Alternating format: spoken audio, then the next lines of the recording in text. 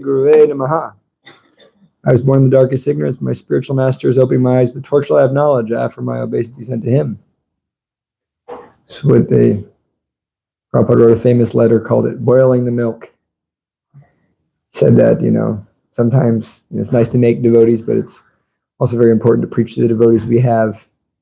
Krishna says that one who explains the secret of Bhagavad Gita to the devotees, he's the dearest to me. So thank you for giving me the opportunity to be dear to Krishna. So tonight we'll talk about transcendentalists, transcendence. What is a transcendentalist? What is transcendence? We hear this word a lot in Krishna consciousness, this word transcendence. And it holds a lot of import and it holds a lot of significance for the way we live our lives. And, I found that understanding the words and the things we say in Krishna consciousness help us to dive deeper into what Prabhupada was saying, because when Prabhupada wrote something, he used every word very deliberately. English was not Prabhupada's primary language. Prabhupada's second language was English.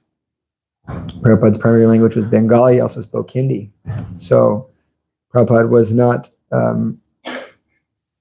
a primary English speaker. So every word he used in his books, he used with a lot of deliberation. And so even words like, transcendence or whatever word there may be, they have a lot of significance. So when I looked at the definition of transcendental, transcendental had one definition, and all these other definitions were related to math. They were very strange. So the definition we generally think about when we say transcendental is relating to the non-physical world. This was the definition of transcendental.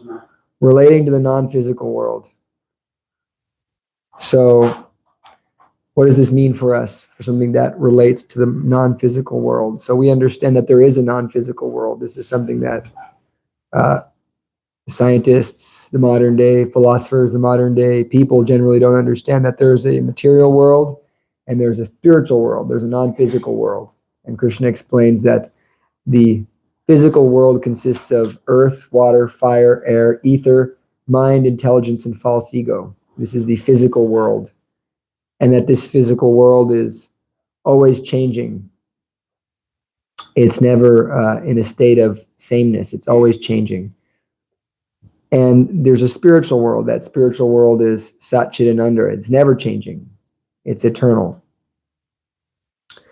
So why should we care? What does this mean for us? What does this transcendental world mean for us? And why should we become transcendentalists? This is what we are. We're transcendentalists as devotees of God. So why? Why should we become devotees, transcendentalists, spiritual people?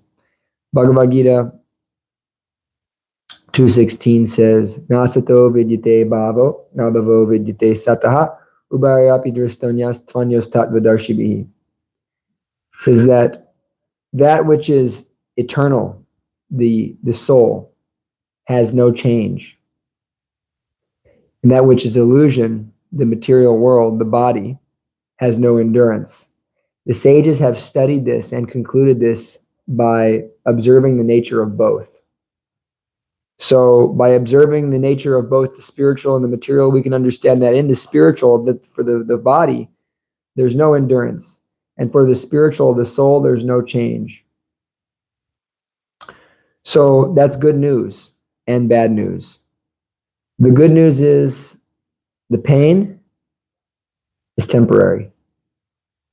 So all the pain, all the suffering, all the challenges, all the different difficulties we face in life, they are temporary.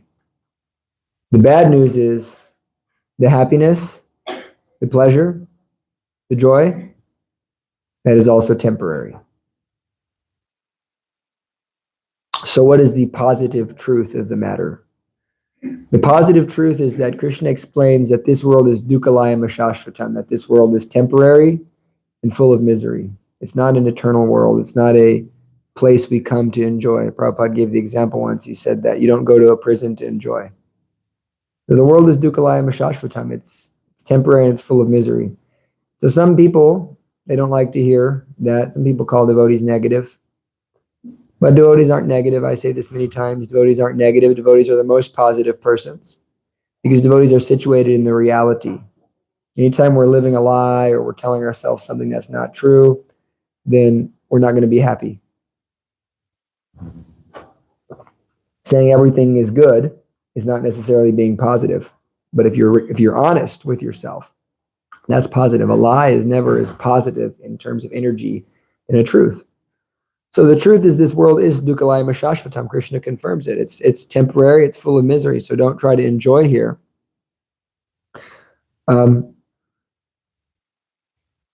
Because no matter what you achieve, no matter how much you achieve in the material world, you can be the most positive person. You can attract the bank account. You can attract all of the beautiful paraphernalias of material life, the house, the car, the women, whatever it may be. You can have all of that. And the happy family, happy life, happy wife, all these things, they can all be there. But ultimately, you have to face birth, death, old age, and disease. And those are only temporary situations. And so with that being understood, with that temporal nature of the material world being understood, the great transcendentalists and sages who wrote down the Vedas, they've explained that this world is dukkhalayam shashvatam. It's temporary and it's full of misery. Our health, it's going to fade. Our strength is going to fade. Our wealth is going to fade. Our knowledge will fade. In time, everything is going to fade. So with that being understood, we can understand that this is not really a place we should cultivate our potential happiness. So therefore, that brings us into why be a transcendentalist. So in understanding transcendence, we should understand Krishna is the goal of all transcendence. Krishna is the ultimate transcendental person, meaning he is living a life which is beyond all material conceptions. Krishna's existence is beyond this world of temporary miseries. When I first got a copy of the Bhagavad Gita, I looked at the cover and I was thinking, so this bluish person is God. And I thought, wow, he's in the middle of a battlefield. He's wearing a flower garland. And I was struck. I was thinking, this is what you wear when you go to Hawaii. You wear a flower garland in Hawaii. Everybody in Hawaii has a garland on. So that means Krishna is so relaxed. Krishna is so joyful that even though he's in the middle of the greatest battle ever fought on the planet Earth, where 600 million people left their body, he was wearing a flower garland. So I was just struck by that. And I said, this is God. God is not so concerned with these things. God is always joyful. It made so much sense to me. Just that image was so much philosophy. So yeah, external life is a life of strife. Our lives in the material world are always filled with all kinds of unwanted circumstances. Who would disagree? Only those who are very arrogant disagree. Sometimes you find those who do disagree. They're very arrogant. So my life is very good. But at the same time, all the bad things are happening. It's like when I was a little boy, my mom used to sometimes, spank me, and I would go, that didn't hurt. That didn't hurt. And she would continue spanking me because I was obstinate. That's how the materialists are. That didn't hurt. COVID-19, that didn't hurt. No, that hurt. So until someone they love leaves their body. I knew one atheist guy. He was coming to the temple for a long time, taking prasad, very atheistic. Then all of a sudden, he was very obstinately atheist, but he liked prasadam. But then all of a sudden, someone he knew was leaving their body, and he was like, "Will you please say prayers for this person?" So this is the way of material life. But Krishna says, Mayata tamidam sarvam.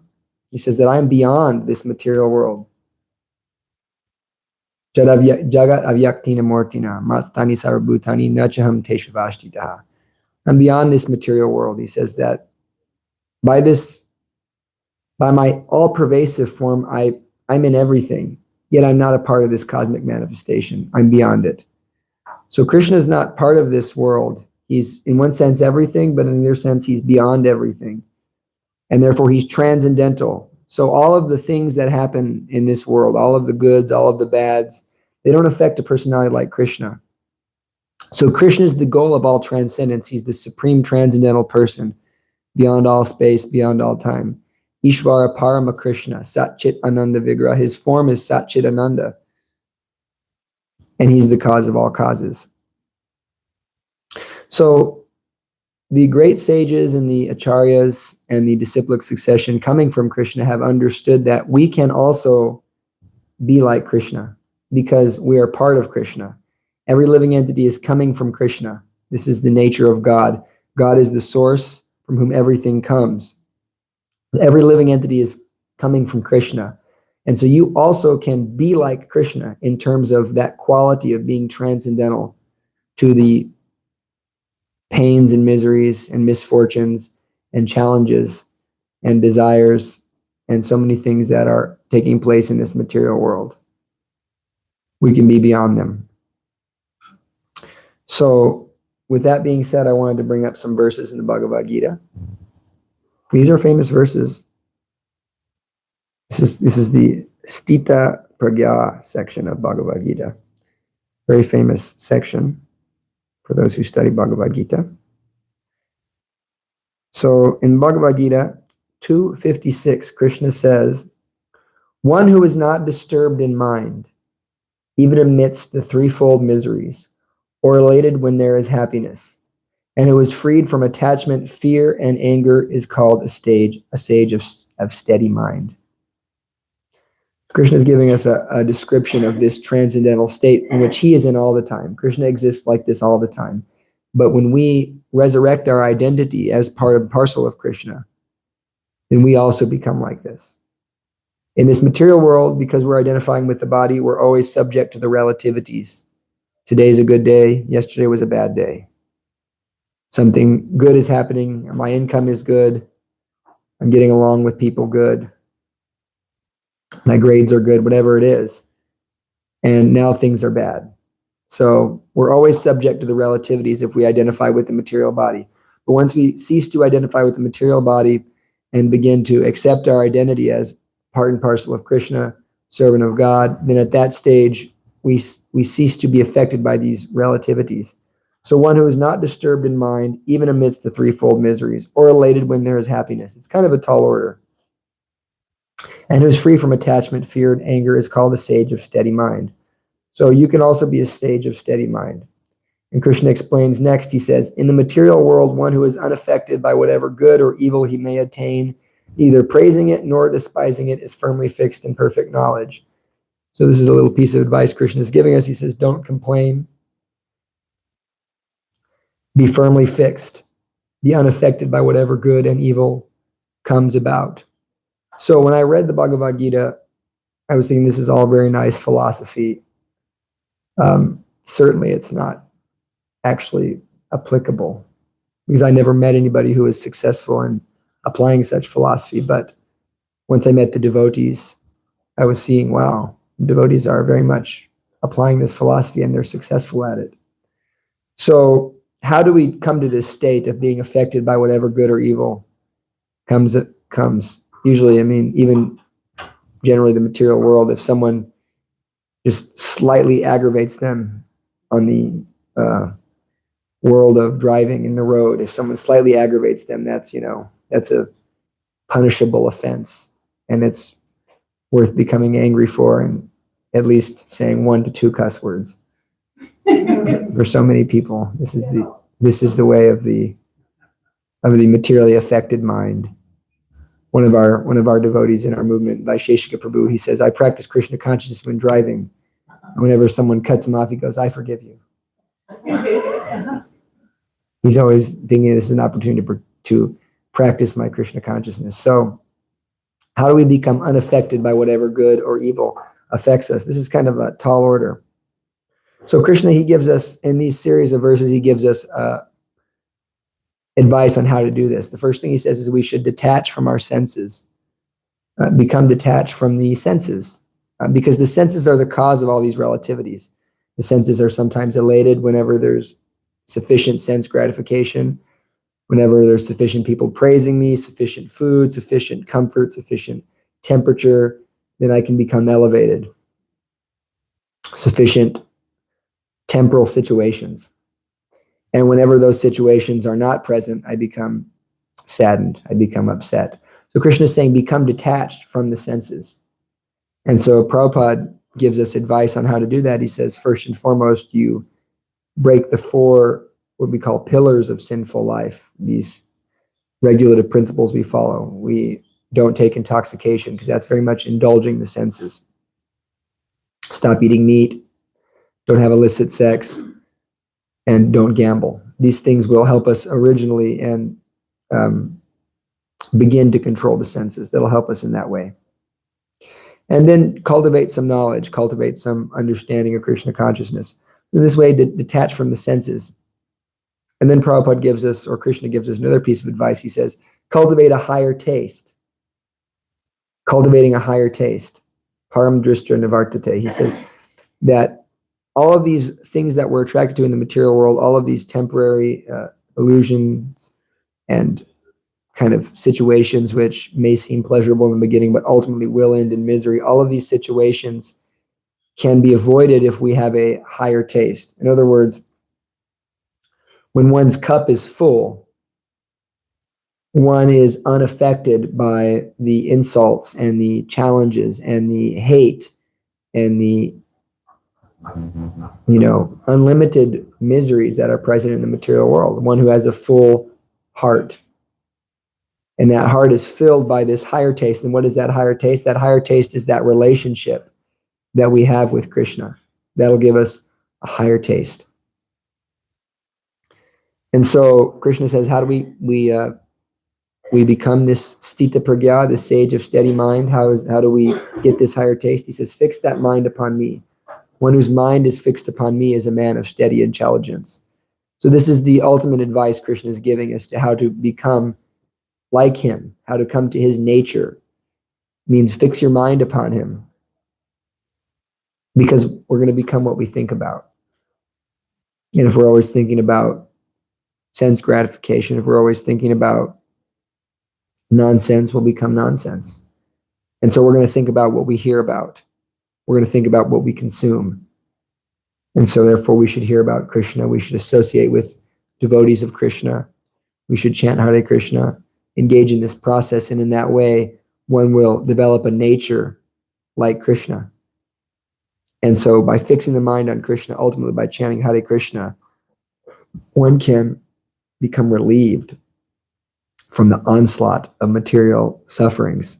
So I was thinking, when I was thinking what I'm going to speak about tonight, I like to think about and speak about what I'm, dealing with and what I'm realizing. That's the best way I can give a talk, is when I'm thinking about something and I'm realizing something that I can speak on it. So yesterday was kind of a challenging day. Someone broke into my car. Someone insulted me for quite a long time. And there were just quite a few challenges. And I was impressed, by Krishna's mercy, because after 35 minutes of this heavy duty criticism and insulting, and then even the car getting robbed, I felt like I was still happy.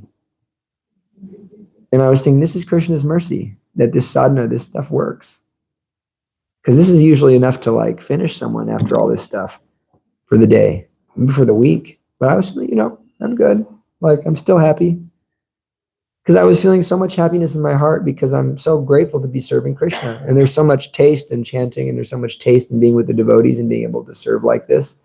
And so when you have that fullness in your heart that Krishna gives you by chanting Hare Krishna, that's it. Really, if you chant nicely Hare Krishna, you get so full in your heart that whatever happens, it's moving on. This is not the goal of my day. This is not going to affect my mission. Ultimately, we have this understanding. And so although that's a small example, there are many big examples in the Bhagavatam, which is the great work of wisdom that Srila Vyasadeva wrote in his maturity. The Bhagavatam speaks about so many stories of devotees and their relationships with the Lord. And so there's so many examples. One such example is Prahlad Maharaj. Prahlad Maharaj, of course, was born in a Daitya family, a family of demons. but he was a great devotee of Krishna. And he was always chanting Om Namo Bhagavate Vasudevaya.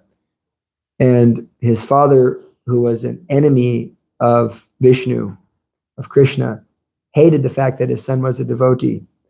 And so after realizing how devoted his son was, he decided to execute his son.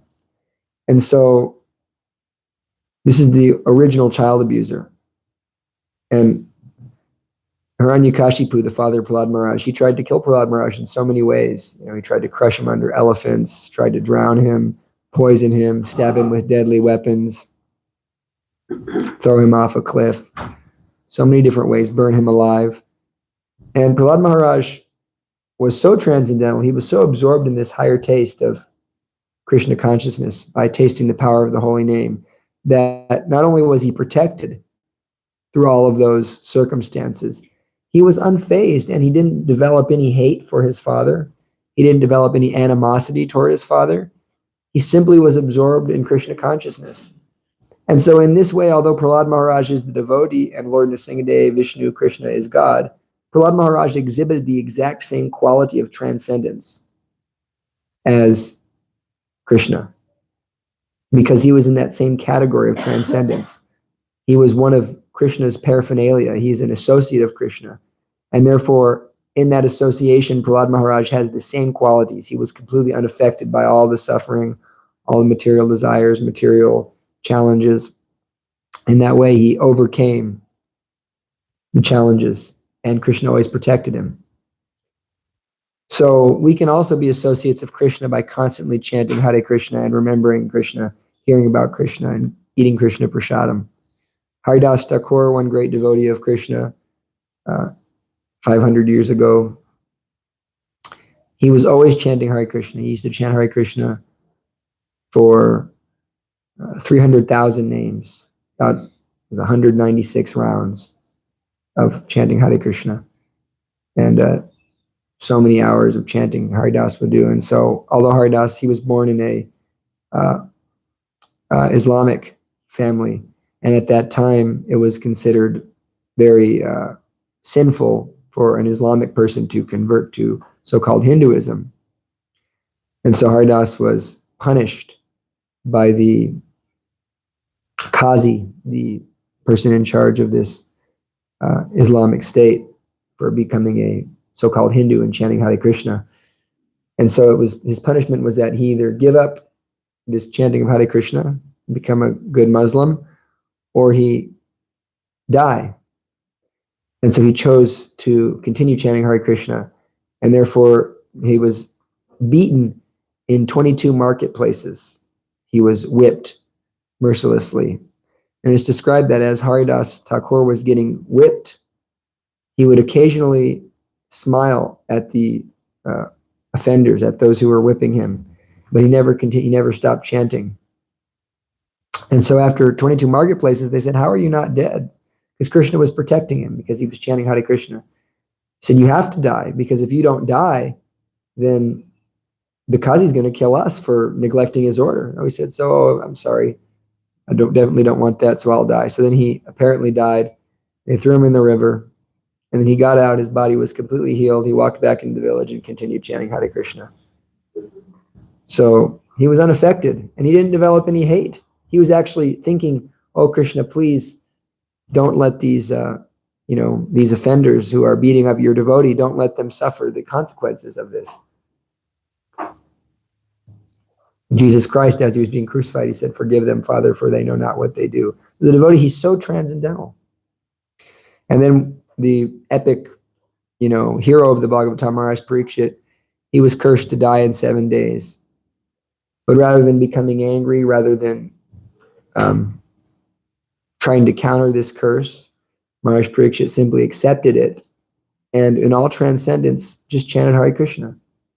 So the devotee is always beyond the miseries of the material world because he's associating with Krishna. And this is what it means to be a transcendentalist, because we develop the same quality of not being affected by those crazy situations. And it is possible. It is very possible by this process. It's really quite amazing when you begin, and if you continuously try to practice it sincerely, how you develop this ability to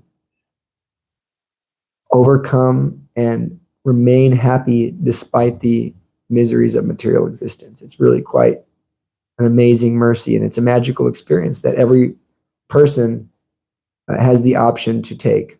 So the main thing is take up chanting Hare Krishna. If you can just take up this chanting very sincerely, very nicely, you'll go beyond all your karma, you'll go beyond all relativities, and you'll become fearless. Because you'll understand that whatever I go through, whatever my karma is, whatever I have to face in this life, I'm beyond it. And as long as I have Krishna, I'm good. So it's really sweet. I encourage everybody to go deeper into chanting Hare Krishna, because I know you all chant Hare Krishna. We were hoping someone that wasn't chanting Hare Krishna was going to come so we can convince them to chant Hare Krishna. But since you all already chant Hare Krishna, chant more Hare Krishna. Thank you very much. Hare Krishna. Any questions?